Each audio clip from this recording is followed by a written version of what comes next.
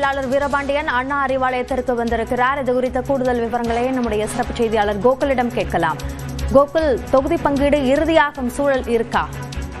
இந்திய கம்யூனிஸ்ட் மற்றும் திமுக இடையே தற்போது தொகுதி பங்கீட்டு ஒப்பந்தமானது கையெழுத்தாயிருக்கிறது. அபிநயா, தற்போது ஒப்பந்தத்துல இந்திய கம்யூனிஸ்ட் கட்சியுடைய மாநில செயலர் வீரபாண்டியனும் முதலமைச்சர் மு க ஸ்டாலினும் தற்போது ஒப்பந்தத்தில் கையெழுத்திட இருக்கிறார்கள். முதலமைச்சரோடு சந்தித்து பேசினார்கள். ஏற்கனவே 3 கட்ட பேச்சுவார்த்தையானது நடத்தப்பட்டது.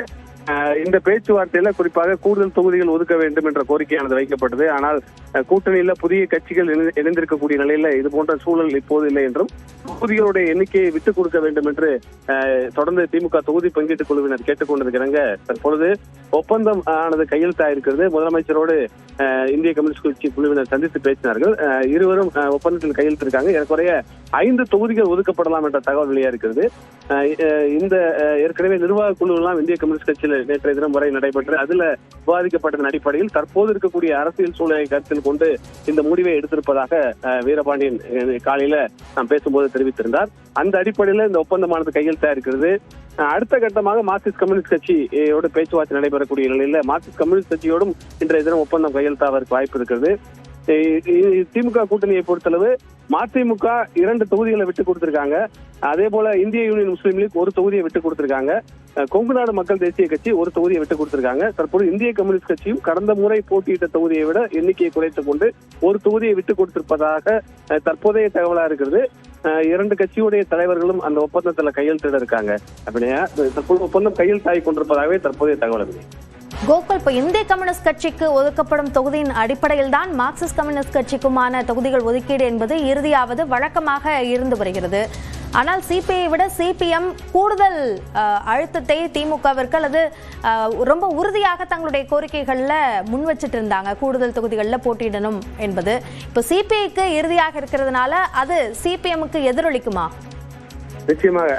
முதல்ல இந்திய கம்யூனிஸ்ட் கட்சி, மார்க்சிஸ்ட் கம்யூனிஸ்ட் கட்சி, விடுதலை சிறுத்தைகள் கட்சி, மதிமுக 4 கட்சிகளும் ஒரு சேர எண்ணிக்கை தான் கடந்த முறை ஒதுக்கப்பட்டது. அந்த அடிப்படையில் தான் இந்த முறையும் பேச்சுவார்த்தை தொடங்கினாங்க.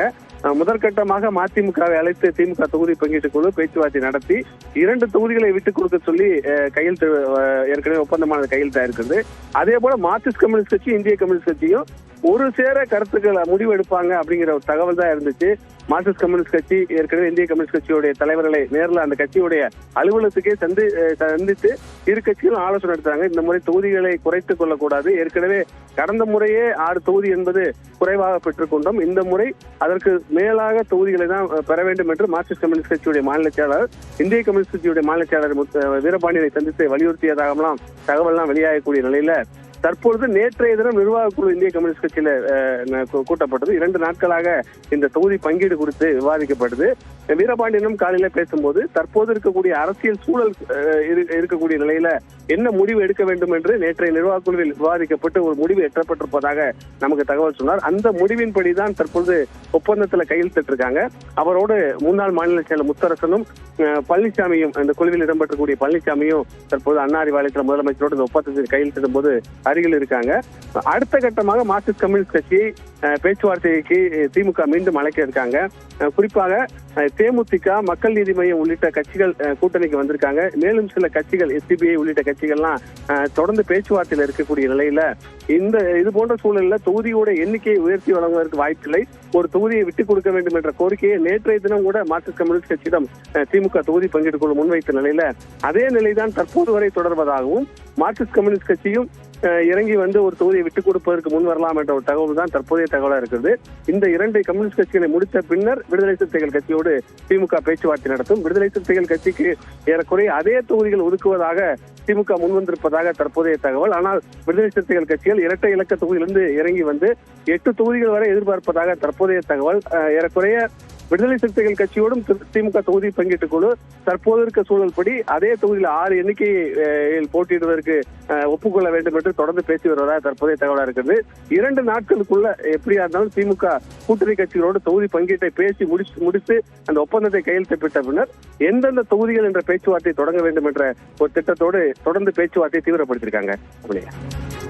திமுகவுடைய கோரிக்கையை ஏற்று கட்சிகள் தங்களுடைய தொகுதிகளை குறைத்து அவர்கள் ஒப்புக்கொண்டிருக்கிறார்கள். ஆனால் எந்தெந்த தொகுதிகளில் போட்டி என்பதில் உறுதியாக இருக்கக்கூடிய எண்ணம் கூட்டணி கட்சிகள்கிட்ட இருக்கா?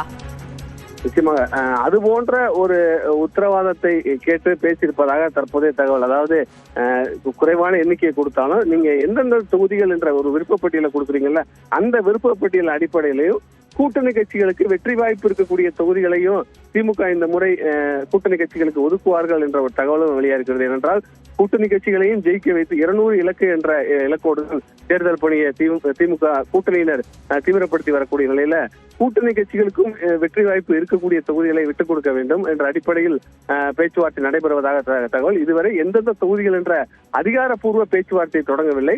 ஒரு விருப்ப பட்டியலை மட்டும் அந்தந்த கட்சிகள் பேச்சுவார்த்தையின் போது தெரிவித்திருக்கிறார்கள். எண்ணிக்கையை இறுதி செய்த பின்னர் எந்தெந்த தொகுதி என்பதை அதிகாரப்பூர்வமாக பேசலாம் என்று திமுக தொகுதி பங்கீட்டு குழு தெரிவித்திருக்காங்க. அந்த அடிப்படையில் தான் கூட்டணி கட்சிகளுக்கு பலமா இருக்கக்கூடிய தொகுதிகளா இருக்கும், திமுக பலமா இருந்தாலும் கூட்டணி கட்சிகளுக்கு விட்டுக் கொடுக்கக்கூடிய தொகுதிகளா இருக்கும். அது போன்ற ஒரு விட்டுக் கொடுக்கக்கூடிய சூழல் அந்த நேரத்துல வரலாங்கிற ஒரு தகவல் இருக்கு. தொடர்ந்து காங்கிரஸ் கட்சிக்கு மட்டும் இந்த மாதிரி கூடுதலா 3 தொகுதியை கொடுத்திருக்காங்க. இதுவரை கூட்டணி கட்சிகளிடமிருந்து ஏறக்குறைய 5 தொகுதிகளை திமுக போன முறையோட குறைச்சிருக்காங்க. 3 தொகுதிகள் கூடுதலா காங்கிரஸ் கட்சி கொடுத்திருக்காங்க. 2 தொகுதிகள் இன்னும் எக்ஸ்ட்ராவே திமுக இருக்கு. அடுத்த கட்டமா அதெல்லாம் மக்கள் நீதி மையத்துக்கும் தேமுதிகவிற்கும் பங்கீட்டு கொடுப்பதற்கு இது போன்ற கூட்டணி கட்சிகளிடம் குறைத்துக் கொள்வதற்கான முடிவெடுத்து அந்த பேச்சுவார்த்தையை தொடங்கி நடத்திட்டு வர்றாங்க. கோகுல், இதுல இன்னொரு முக்கியமான விஷயம் என்ன அப்படின்னா, மக்கள் நீதி மையத்தோட ஏற்கனவே ஒரு கட்ட பேச்சுவார்த்தை நடத்தி இருக்கிறாங்க. தேமுதிகவுடன் பேச்சுவார்த்தை நடத்தப்பட்டதாக தெரியல. இப்ப அவர்களோட பேச்சுவார்த்தை நடத்தப்படுவதற்கு வாய்ப்பு இருக்கா உடனடியாக? கூட்டணியை இறுதி செய்யும் போதே தேமுதிகவோடு ஏற்கனவே ஒரு பேச்சுவார்த்தை எல்லாம் நடத்தப்பட்டிருக்கிறது. அந்த பேச்சுவார்த்தையின்படிதான் மாநிலங்களவை ஒப்பந்தத்துல திமுகவுடைய தலைவரும் அந்த கட்சியுடைய பொருளாளருமான சுதீஷும் கையெழுத்திட்டாங்க. அந்த அடிப்படையில ஒரு எண்ணிக்கையை ஏறக்குறைய ஒரு கணிசமான எண்ணிக்கையை தேமுதிக கேட்டிருந்தாங்க.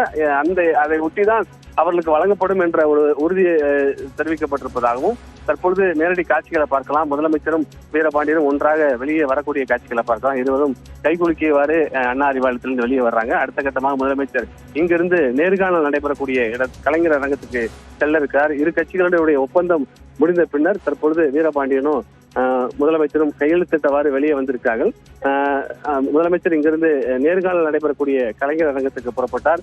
வீரபாண்டியன் தற்பொழுது செய்தியாளர்களை சந்திக்க இருக்கிறார். ஒப்பந்தம் திமுக மற்றும் இந்திய கம்யூனிஸ்ட் கட்சியுடைய ஒப்பந்தமானது கையெழுத்தா இருக்கிறது. திமுகவுடைய பொதுச்செயலர் துரைமுருகனும் இந்த ஒப்பந்தம் கையெழுத்தின் போது உடன் இருந்திருக்கிறார். தொடர்ந்து எந்தெந்த தொகுதிகள் என்ற பேச்சுவார்த்தை அடுத்த கட்ட பேச்சுவார்த்தை நடத்திருப்பதாக தற்போதைய தகவலா இருக்கிறது. தற்பொழுது வீரபாண்டியன் செய்தியாளரை சந்திக்க வரக்கூடிய காட்சிகளை பார்க்கலாம். திமுக கூட்டணியில் இதுவரை 6 கட்சிகளோடு தொகுதி பங்கீடு ஒப்பந்தம் ஆகியிருக்கிறது. காங்கிரஸ், IUML, மனிதநேய மக்கள் கட்சி, அதே போல தற்போது இந்திய கம்யூனிஸ்ட் கட்சியுடனும் தொகுதி உடன்பாடு ஏற்பட்டிருக்கிறது. கொங்கு மக்கள் தேசிய கட்சியுடனும் மதிமுகவுடனும் தொகுதி பங்கீடு முடிவாக இருக்கிறது. இதுவரை எந்த கட்சிக்கும், காங்கிரஸை தவிர எந்த கட்சிக்கும் கடந்த முறை போட்டியிட்ட தொகுதிகளுடைய எண்ணிக்கையை விட கூடுதலான தொகுதிகள் ஒதுக்கப்படவில்லை. காங்கிரஸ்க்கு மட்டும் 25 தொகுதிகளில் அவர்கள் 2021 தேர்தலில் போட்டியிட்ட நிலையில் தற்பொழுது 28 தொகுதிகள் அவர்களுக்கு ஒதுக்கீடு செய்யப்பட்டிருக்கின்றன. மற்றபடி மனிதநேய மக்கள் கட்சியை பொறுத்தவரைக்கும் 2 தொகுதிகள், அவர்கள் கடந்த முறையும் 2 தொகுதிகளில் போட்டியிட்டார்கள். தற்பொழுது மதிமுக 6 தொகுதிகளில் போட்டியிட்ட நிலையில் 4 தொகுதிகள் அவர்களுக்கு ஒதுக்கீடு செய்யப்பட்டிருந்தன.